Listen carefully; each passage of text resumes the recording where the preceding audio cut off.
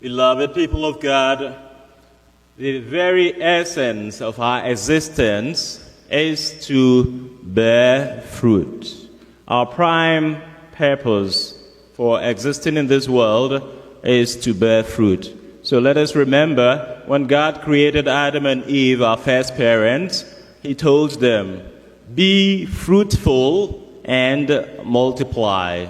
Being fruitful does not only mean bringing forth children. Otherwise, some of us who are not in the sacrament of marriage would never be called or be known to have borne fruit. No, it means living to fulfill the purpose for which you were created, becoming the best version of yourself, developing your skills, your talents, your abilities and potentials, and letting society, community, the country, and the world at large benefit from whatever is in you. That is what it means to bear fruit. Somebody wrote something beautiful in social media I read. The ideas do not come from me. I can only take credit for reading it, for keeping it in mind, and for knowing when and how to apply it in a homily on today like this. He said, or he wrote, when God created fish, He spoke to the sea. So He said, let the sea bring forth the fish and all aquatic creatures. So when you take fish out of the sea, what happens? The fish dies, because the natural environment of fish is the sea. When God created or was creating trees and vegetation, He spoke to the earth. So He said, let the earth bring forth trees, vegetation, and fruit-bearing plants. So when you take a tree from the earth, it dies, it withers, and you only have to throw it away or burn it. It means the natural environment of a tree is the earth. For a tree to continue to live and bear fruit, it must constantly be rooted in the earth. When God created or was creating human beings, He spoke to Himself and said, let us create human beings in our image and likeness. And so the natural environment, the source of life for human beings is within God Himself.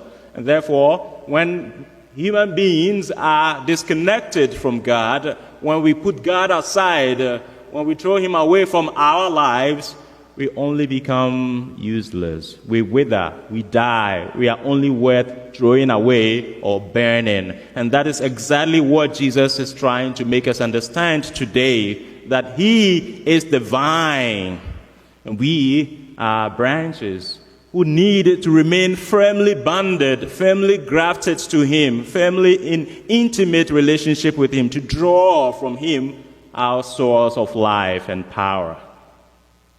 I am the vine, you are the branches, remain in me, you shall be fruitful, love for the world, hope for the hopeless.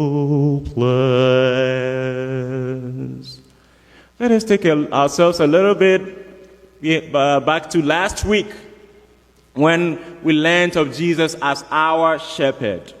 And what that meant for us was that as our shepherd, He feeds us. He takes us to greener pastures. He leads us. He protects and guards and defends us from the attack of ravenous wolves.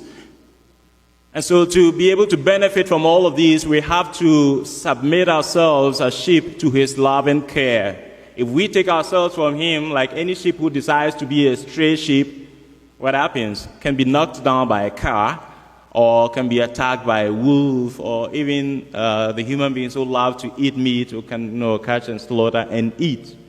So linking that imagery of the shepherd to today's imagery of the vine, He's telling us that we got to remain under His protective care, His loving kindness, that He will protect us and that we will draw our life from Him to be able to bear the fruit that we need to bear. The next question to answer is, what do we stand to gain remaining in him? The first and foremost is what I've just explained, that we benefit from his care, from his guidance, and from his feeding. But another one he also mentions in today's gospel is that if you remain in me and my words remain in you, you ask for whatever you want and it will be done for you. So the benefit we get from remaining in him is that we would pray or we ask for whatever we need and we have it. So if as Christians we are not seeing answers to our prayers, it is probably because we are disconnected from him who is our source of life. We are not connected to him. And let us remember that he uses the word remain. Not just a connection, but remaining connected.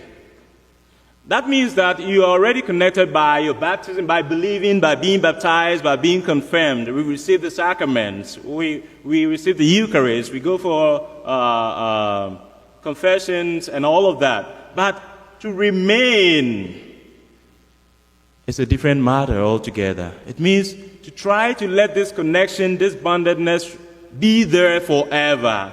To make that conscious effort to make our call and election a permanent experience.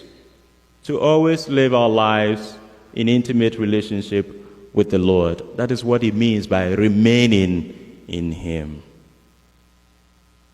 How do we remain in him? St. John in the second gospel, in the second reading, is giving us how to remain in him. He says, "Those who keep his commandments remain in him, and he in them. And the way we know that he remains in us is that he has given us of his Spirit, the Spirit he has given us." So John is like saying, God has already done his part.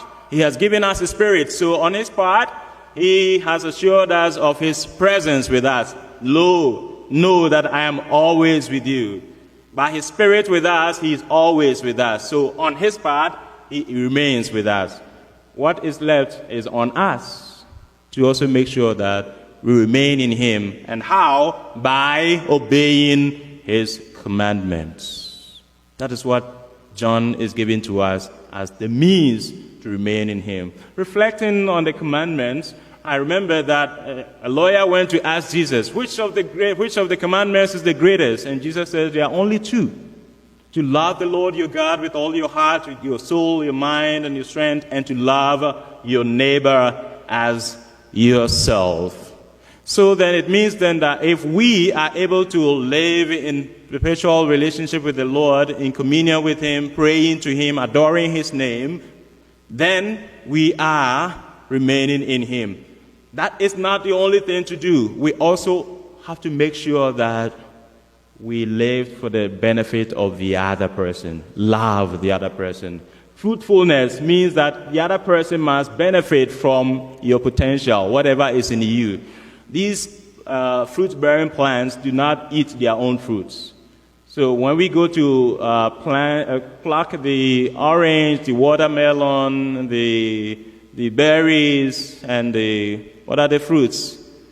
When we pluck them and we are eating, we know that they are coming from somewhere else. It is the fruitfulness of somebody else we are enjoying from. That is how life is supposed to be. We are not to live for ourselves. Whatever is in me, you are supposed to benefit from that. And whatever is in you, he or she is supposed to benefit from that. And that is what we call loving one another. And so in the first reading, we see Barnabas, the son of encouragement, making Paul known and accepted by the rest of the disciples, because Paul had been a persecutor of the church. So even when he got converted, the disciples were afraid to accept him back. But it took the encouragement of Barnabas, it took the explanation of Barnabas to get Paul to be accepted in the community. And look at the fruitfulness that we all have come to benefit from Paul. But it was through the encouragement of one Barnabas. That is what the link between loving neighbor and loving God. If we claim to love God and do not love our neighbor, there's something missing. The two go hand in hand. We need to support one another. We need to encourage one another. We need to build one another up to become the best versions of themselves so that their fruitfulness can come out.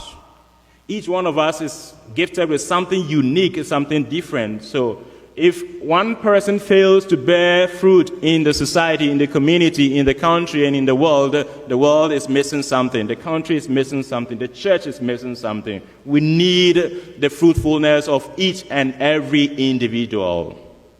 And that is why we should support each other, encourage one another. And Barnabas has given us an example. Oh, don't think he's still a persecutor. Don't think he's still a murderer. He's now converted. The Lord met him. Now he's one of us. He has become a believer. Accept him. And so Paul became part of the community. Bearing fruit, remaining in the Lord, loving one another. This is the connection. So in sum, what I have said is, beloved people of God, that our very existence is to bear fruit.